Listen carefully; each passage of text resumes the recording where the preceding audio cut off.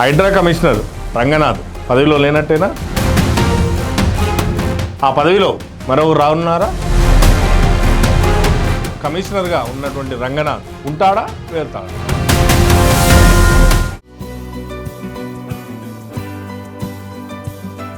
నమస్తే, మీరు చూస్తుంది యువతరంగం, ఇది సమాజాంతరంగం. నేను మీ సిద్ధు గౌడ్. హైకోర్టు చెప్తున్నటువంటి ఆదేశాలను పాటించడం లేదు, కోర్టు ఉత్తర్వులను ధిక్కరిస్తున్నాడు. ఈ ధిక్కరణ అనేది సబబు కాదు కాబట్టి హైడ్రా కమిషనర్గా రంగనాథ్ని తీసేయాలి, అతని స్థానంలో వేరే వారిని నియమించాలని చెప్పి తెలంగాణ హైకోర్టు తెలంగాణ ప్రభుత్వాన్ని ఆదేశించింది. ఈ నేపథ్యంలో హైడ్రా కమిషనర్గా రంగనాథ్ ఉంటాడా, రంగనాథే కొనసాగుతాడా, రంగనాథ్ తీసి వేరే వాళ్ళని పెడతారా అనేది ఒక చర్చనీయాంశంగా హాట్ టాపిక్గా మారింది. హైడ్రా అనేది తెలంగాణ ప్రభుత్వం ప్రతిష్టాత్మకంగా చేపట్టినటువంటి ఒక ప్రాజెక్టు. కబ్జా కోరల నుంచి ప్రభుత్వ భూములను, చెరువులను, పార్కులను, ఈ స్థలాలు ఏవైతే ఉన్నాయో ఆ స్థలాలన్నింటినీ కూడా కబ్జా కోరల నుంచి విడిపించి ప్రభుత్వ ఆస్తులుగా వాటిని కాపాడాలన్నటువంటి ఏకైక లక్ష్యంతో తెలంగాణ ప్రభుత్వం హైడ్రాను ఏర్పాటు చేసింది. దానికి ఎగ్జిక్యూటివ్గా కమిషనర్ రంగనాథ్ని నియమించింది. అయితే రంగనాథ్ కూడా తన చర్యలను ఆ కబ్జా కోరల నుంచి చాలా చెరువులను ఇడిపించాడనడంలో ఎలాంటి సందేహం లేదు. అయితే అదే సమయంలో కాలువల పక్కపొంటి ఉన్న పేదల గుడిసెలు కానీ, పేదల ఇండ్లు కానీ ఏవైతే ఉన్నాయో ఆ ఇండ్ల తొలగింపు అనేది వివాదాస్పదంగా మారింది. పెద్ద పెద్ద రియల్ ఎస్టేటర్లు, కబ్జాదారులు ఎవరైతున్నారో వాళ్ళ నుంచి విడిపించిన విధానం ఏదైతే ఉందో అది నిజంగా రంగనాథ్ చర్యలు ప్రశంసనీయంగా మారినాయి. అదే సమయంలో పేదల ఇండ్లు, పేదల గుడిసెలు ఏవైతే ఉన్నాయో అవి తొలగించడం మాత్రం అది విమర్శల పాలు కావడంతో వాళ్ళు కోర్టును ఆశ్రయించారు. దీనికి తోడు కొందరు రాజకీయ నాయకులు కూడా కోర్టును ఆశ్రయించారు. అయితే ఆ కోర్టు రంగనాథ్ చర్యలు ఏవైతే ఉన్నాయో ఆ చర్యలు నువ్వు ఎందుకు తొలగిస్తున్నావు, ఆ తొలగించే విధానం, నీ దగ్గర ఉన్న ఆధారాలు ఏంటి, వాళ్ళు చేసినటువంటి అక్రమాలు ఏంటి, వాళ్ళు చేసినటువంటి ఆక్రమించిన దుశ్చర్యలు ఏంటో దానికి సంబంధించి పూర్తి వివరాలు మాకు సమర్పించి, ఆ సమర్పించిన తర్వాత మేము ఓకే అంటే మీరు తొలగించండి అని చెప్పి కోర్టు రంగనాథ్ను చాలాసార్లు ఆదేశించడం జరిగింది. అయితే కోర్టుకు సరైన వివరాలు పొందుపరచకపోవడం వల్ల కోర్టు రంగనాథ్ పైన ఆగ్రహం వ్యక్తం చేస్తుంది. మేము చెప్తే కూడా మా ఆదేశాలను బేఖాతరు చేస్తారా, కోర్టులు చెప్పేటువంటి విషయాలు కూడా మీకు లెక్కలేదా, అసలు మీరు ఏ ఆధారంతో ఈ చర్యలు చేస్తున్నారు అని చెప్పి కోర్టు చాలా సీరియస్గా ఆగ్రహం వ్యక్తం చేసింది. అయితే రంగనాథ్ తరపున ప్రభుత్వం న్యాయవాదులు సమర్పించినటువంటి నివేదికలు ఏవైతే ఉన్నాయో ఆ నివేదికల పైన హైకోర్టు సంతృప్తికరంగా లేదు. దీంతో ఆ ప్లేస్ నుంచి రంగనాథ్ని తీసేసి రంగనాథ్ స్థానంలో ఇంకొకరిని నియమించాలి అని చెప్పి తెలంగాణ ప్రభుత్వాన్ని తెలంగాణ హైకోర్టు ఆదేశించడం జరిగింది. దీంతో రాజకీయం వేడెక్కింది. అసలు హైడ్రా అనేదే కరెక్ట్ కాదు, హైడ్రా అనేది సీఎం రేవంత్ రెడ్డికి ఆదాయం సమకూర్చేటువంటి సంస్థగా మారింది. ఈ హైడ్రా పేరుతోటి రియల్ ఎస్టేట్ అంతా పడగొట్టి ఆ దోపిడీతోటి డబ్బులంతా దోసుకుంటున్నాడు ముఖ్యమంత్రి అని చెప్పి బీఆర్ఎస్ ఆరోపణ చేస్తుంది.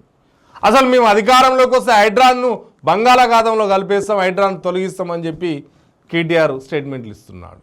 దీంతో అసలు హైడ్రా ఉంటుందా ఉండదా, హైడ్రా ఉంటే హైడ్రా కమిషనర్ ఉన్నటువంటి రంగనాథ్ ఉంటాడా ఉండడా అనేది ఒక పెద్ద హాట్ టాపిక్గా మారింది. ఈ నేపథ్యంలో ఢిల్లీ పర్యటనలో ఉన్నటువంటి ముఖ్యమంత్రి రేవంత్ రెడ్డి చెప్పగానే చెప్పిండు సూటిగా, అదే స్థానంలో రంగనాథ్ కొనసాగుతాడు అని చెప్పింది. ప్రభుత్వ పదవుల్లో ఎవరిని నియమించాలనేది అది ప్రభుత్వానికి సంబంధించిన విషయం.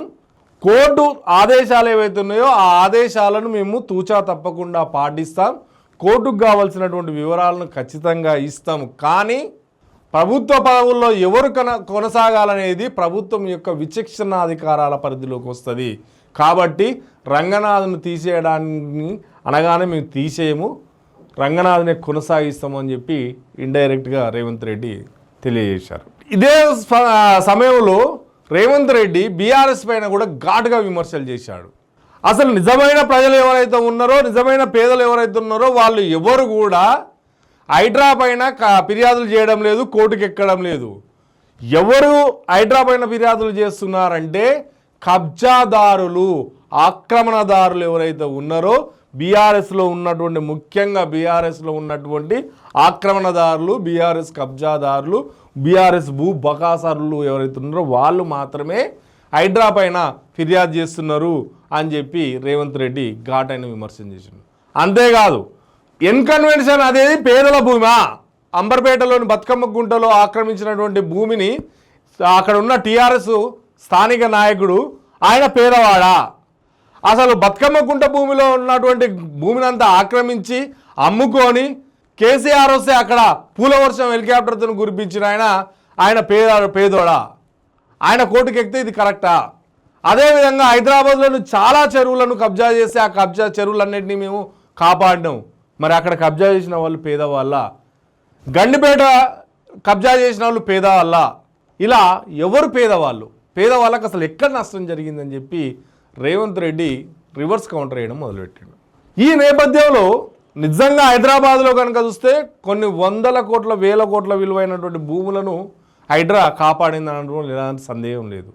అలా కాపాడుతూ వచ్చి అదే బతుకమ్మ గుంటనైనా చూడండి, లేకపోతే నల్ల చెరువునైనా చూడండి, లేకపోతే అబిస్పేట చెరువునైనా చూడండి, లేదంటే ఆ జన్వాడకు సంబంధించినటువంటి చెరువుల భూములనైనా చూడండి, ఎక్కడ చూసినా చెరువుల ఎఫ్టీఎల్ ఏదైతే ఉందో ఆ చెరువుల ఎఫ్టీఎల్ భూములను ఖచ్చితంగా కాపాడింది.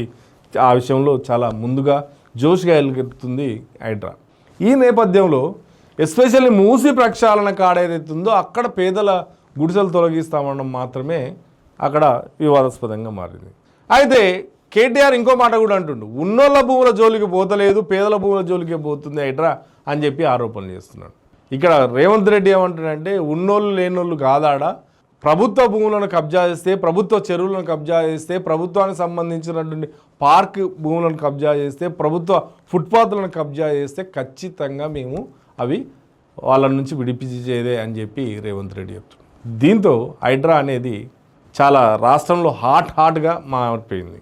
ఏదేమైనా ఇప్పుడున్న పరిస్థితులను చూస్తే, రేవంత్ రెడ్డి మాట్లాడినటువంటి మాటల తీరును చూస్తే రంగనాథ్ పోస్టుకు డోకా లేదనిపిస్తుంది.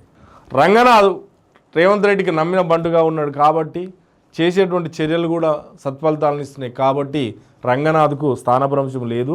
అదే స్థానంలో రంగనాథ్ కొనసాగేటువంటి అవకాశమే కనిపిస్తుంది. ఇదే హైడ్రా ఇంకా ఎన్ని వివాదాలకు కేంద్ర బిందువుగా మారుతుందో అనేది చూడదాం. ఇది ఈరోజు టాపిక్. నమస్తే.